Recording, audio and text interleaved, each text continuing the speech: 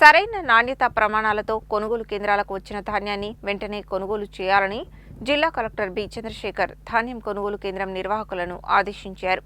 కొనుగోలు చేసిన ధాన్యాన్ని వెంటనే మిల్లులకు పంపించాలని ఆదేశించారు.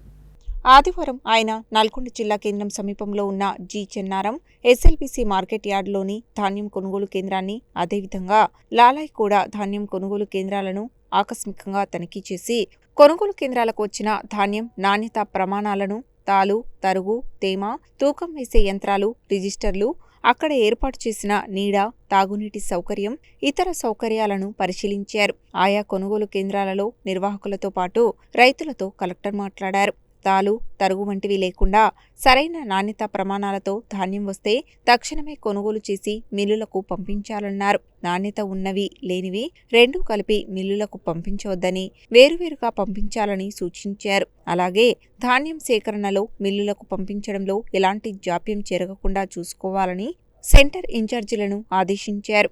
ఏవైనా సమస్యలు ఉంటే తక్షణమే తమ దృష్టికి తీసుకురావాలని చెప్పారు.